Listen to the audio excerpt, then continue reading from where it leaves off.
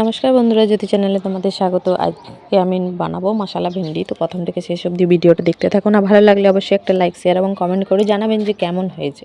তো আমি এই যে কুচি কুচি ভেন্ডি নিয়ে নিয়েছি, আর গোটা গোটাই রেখেছি ভেন্ডিটা। তো আমি শুধু মুখটা আর পেছন দিকটা কেটে নিয়েছি। তো এই দেখুন, ধুয়ে পরিষ্কার করে প্রথমে কড়াইয়ে সর্ষের তেল দিয়ে আমি আগে ভেন্ডিটা ভেজে তুলে নেব। ভেন্ডিটা ভাজবো, তো শুধু তেল আর সামান্য একটু নুন দিয়ে আমি ভেন্ডিটা ভালো করে ভেজে নেব। আর যাতে ভেন্ডিটা ভাজতে ভাজতে সেদ্ধ হয়ে যায়, তার জন্য আমি ভেন্ডিটা ভালোভাবে একটু ঢাকা দিয়ে দেবো, যেন ভেন্ডিটা ভাজতে ভাজতে সেদ্ধ হয়ে যায়। তো এখন আমি ঢাকা চাপা দিয়ে দিচ্ছি। জাস্ট কিছুক্ষণ পরে আমি এটা খুলে নিলাম। তো দেখুন, ভেন্ডিটা প্রায় ভাজা ভাজা হয়ে গেছে। খুব কড়া করেও ভাজবো না, যেন তাড়াতাড়ির মধ্যে নরম হয়ে যায়। তো আমি এটা ভেজে তুলে নিচ্ছি। তো ভেন্ডিটা তুলে নেওয়ার পর আমি এই তেলের মধ্যে আরও অল্প একটু তেল দিয়ে দেবো। তো আমি সর্ষের তেলেই ব্যবহার করছি পুরো রান্নাটাতে। তো সর্ষের তেল দিয়ে দিলাম, তারপর দিয়ে দেবো কুচনো পেঁয়াজ। একটা বড় সাইজের পেঁয়াজ কুচনো করে আমি দিয়ে দিয়েছি। তো পেঁয়াজটা আমি যতক্ষণ না একটু লালচে ভাব চলে আসে, ততক্ষণ আমি পেঁয়াজটাকে ভেজে নেব।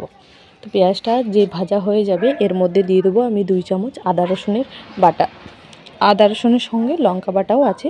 তো জাস্ট আমি 3টে একসঙ্গে বেটে নিয়েছি।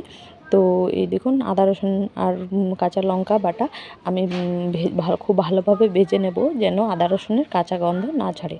তো এর মধ্যে একটু জলের ছেটাও দেবো, যেন না তলায় পুড়ে না যায়। তো আমি এখন লো ফ্লেমে সমস্ত রকমকার ভালোভাবে কষিয়ে নিচ্ছি। তো এখন দিয়ে দিলাম 1 চামচ মতো হলুদ গুঁড়ো, আর দিয়ে দেবো সামান্য একটু জিরের গুঁড়ো। জিরের গুঁড়োটাও প্রায় হাফ চামচের মতো নিয়েছি। তো এটা খুব ভালোভাবে আমি কষিয়ে নেব। তো আমি মাঝের মধ্যে একটু জলের ছিটে দিতে থাকবো, কেননা তলায় যেন ধরে না যায়। তো খুব ভালোভাবে আমি মশলাটাকে কষিয়ে নেব। এর মধ্যে আমি আর কোনো আলু ব্যবহার করব না, যেন মশলা ভেন্ডি। তো আমি এর মধ্যে শুধু ভেন্ডিটাই ইউজ করছি। তো আপনারা চাইলে আলুও ব্যবহার করতে পারেন। তা আমি এর মধ্যে সামান্য একটু নুন দিয়ে দিলাম। মশলাটা খুব ভালোভাবে কষানো হয়ে যাবে, তখন আমি এর মধ্যে টমেটো কুচি দিয়ে দেবো। তো টমেটো কুচি আমি একটা মাঝারি সাইজের টমেটো কুচি করে নিয়েছি, তো এর মধ্যে দিয়ে দিলাম। জাস্ট এবারে এটা রেডি প্রায়। তো আমি এটা যতক্ষণ না টমেটোটা গলে যায়, ততক্ষণ একটু নাড়াচাড়া করে নেব।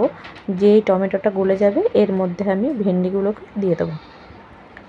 ভেন্ডিগুলো ভাজতে ভাজতেই মোটামুটি সেদ্ধ হয়ে গেছে। আর বেশি নাড়াচাড়া করব না, নইলে গোটা গোটা ভেন্ডিগুলো ভেঙে যাবে, তারপর সব পুরো ভেস্তে যাবে। তো আমি খুব ভালোভাবে মশলাটা ভেন্ডির গায়ের মধ্যে মাখিয়ে নিচ্ছি, আর পুরোটাই রেডি হয়ে গেছে। তা আমি এর মধ্যে আর কোনো কিছু দেবো না, জাস্ট একটু নেড়ে চেড়ে বাস আমি এটা নামিয়ে দেবো। তো দেখুন কত সুন্দর মাখা মাখা হয়ে গেছে। তো এবার আমি প্লেটে সার্ভ করে দেখাই কেমন হয়েছে। তো বন্ধুরা, এরকম অবশ্যই করে দেখবেন একবার, খুবই ভালো লাগে। আর যাদের ভেন্ডি পছন্দের, তো তাদের যেমন করেই ভেন্ডি রাঁধুন না কেন, খুবই ভালো লাগে। তো আজকের মতো ভিডিওটা এখানেই বন্ধ করছি। কেমন লাগলো অবশ্যই একটা লাইক, শেয়ার এবং কমেন্ট করে জানাবেন যে কেমন হয়েছে। আর বন্ধুরা, অবশ্যই আমার পাশে থাকবেন। আজকের মতো ভিডিওটা এখানেই বন্ধ করছি। সবাই ভালো থাকুন, সুস্থ থাকুন, আর আমার নতুন নতুন ভিডিও দেখতে থাকুন। টাটা।